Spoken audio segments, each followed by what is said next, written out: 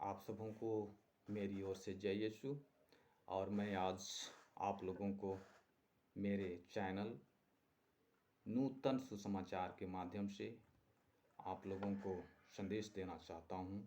आप जानते हैं नूतन सुसमाचार का मतलब नया सुसमाचार, और आज हम बात करेंगे नया सुसमाचार के बारे में। उससे पहले नया सुसमाचार का इतिहास क्या है मैं आप लोगों को बताना चाहता हूं। नया सुसमाचार का इतिहास पुरानी घटनाएं जो घटित हुई वह इतिहास है। नया सुसमाचार का इतिहास क्या है? नया सुसमाचार का इतिहास का 12 मील के पत्थर जो मैं आप लोगों को बताना चाहता हूं। हमारी कलीसिया में जो घटना घटित हुई, मैं पहले ईस्वी सन बताना चाहता हूं, उसके बाद मैं आप लोगों को विस्तार से बताऊंगा। 1962 में क्या हुआ, 1970 में क्या हुआ, 1979 में क्या हुआ, 1985 में क्या हुआ, 1999 में क्या हुआ, 2000 में क्या हुआ, 2000 के बाद 2008 और 2009 में धर्माध्यक्षों की महासभा की शुरुआत हुई, और 2010, 2012, 2013, 2014 और आज तक हमारे कलीसिया में क्या हुआ, तो मैं अभी विस्तार से आप लोगों को बता रहा हूँ। 2062 में क्या हुआ? 2062 में हमारा दूसरा वाटिकन सभा शुरू होता है, और हमारे संत पौन जॉन 23वें उस समय के संत पापा थे। उनके समय में तीन चीज़ें हुई।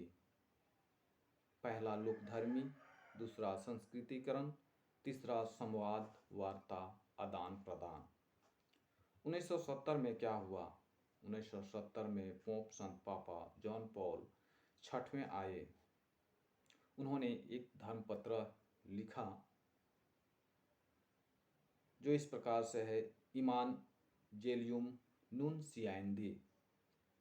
इसका अर्थ है आधुनिक युग में सुसमाचार का प्रचार करना। यदि आप सुसमाचार प्रचार नहीं करते हैं तो आप मुक्ति प्राप्त नहीं करेंगे। कलीसिया केवल सुसमाचार प्रचार प्रसार के लिए है। 1979 में क्या हुआ? 1979 में संत पापा जॉन पॉल द्वितीय बने, और उन्होंने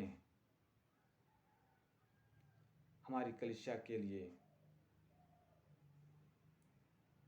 अभिव्यक्ति प्रकट किए, नई उत्साह, नई तरीका, नई अभिव्यक्ति की प्रस्तुति। और 1985 में क्या हुआ?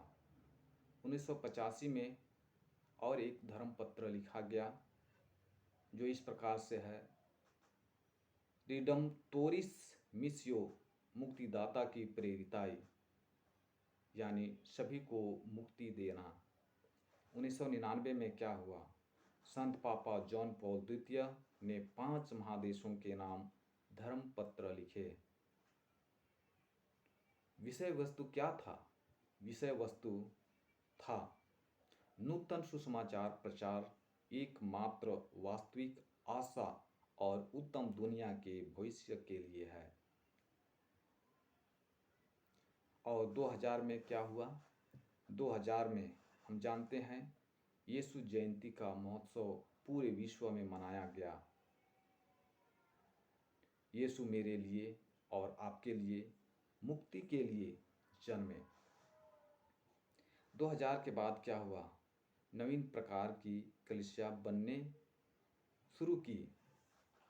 हम जानते हैं हमारे भी क्षेत्र में यह शुरुआत हुई थी। लघु ख्रिस्तीय समुदाय। हम लघु ख्रिस्तीय समुदाय के द्वारा छोटे छोटे रूपों में हम प्रार्थना करते थे। 2010 में क्या हुआ?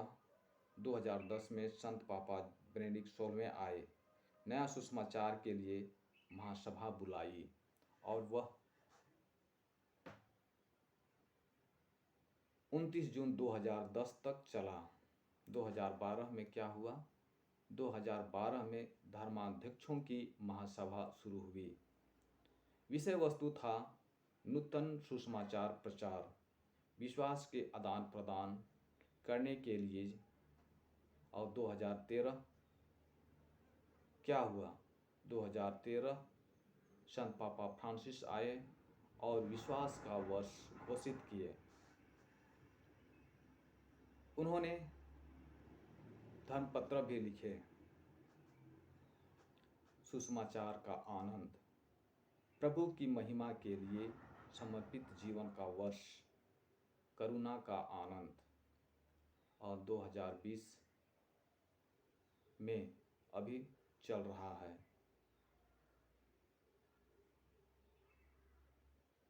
और 2020 के बाद एक बहुत बड़ा महाजुबली आने वाला है। हम उसकी तैयारी अभी से ही कर रहे हैं। वो महाजुबली 2033 का है। 2033 हमारे लिए एक महाजुबली होगा। हम जानते हैं 2033 जिस प्रकार से 2000 में हमने प्रभु का जन्मोत्सव पूरे विश्व में धूमधाम से मनाए, उसी प्रकार से 2033 हमारे लिए महाजुबली होगा। प्रभु का क्रूस पर बलिदान होना। महाजुबली का अर्थ हम लेवी ग्रंथ अध्याय 25 वचन संख्या 4 में पढ़ते हैं। महाजुबली पवित्र वर्ष है, मुक्ति का वर्ष है, पुनः प्रतिष्ठा का वर्ष है, वापस आने का वर्ष है, ईश्वर के पास आने का वर्ष, ईश्वर की कृपा से नया जीवन जीने का वर्ष। ये हैं हमारे जयंती वर्ष। जो ये कार्य करेगा उसे ईश्वर 7 गुना आशीष प्रदान करेगा। तो आज का ये मेरा वीडियो यहीं पर समाप्त होता है। मैं उम्मीद करता हूँ कि आप लोगों को अच्छा लगेगा और आप मुझे सपोर्ट देने के लिए ज़रूर लाइक करें और सब्सक्राइब भी करें तथा कमेंट में हमें बताएं कि यह वीडियो कैसा लगा। मैं चाहता हूँ कि आपको अच्छा लगेगा और मैं इसी तरह से आप लोगों के बीच नए नए संदेशों को लेकर आऊँगा। तो आज के लिए इतना ही। आप सबों को जय यीशु, धन्यवाद और ईश्वर आप सबों को भरपूर आशीष दे। मैं यही आशा और उम्मीद करता हूँ। और एक बार जय यीशु।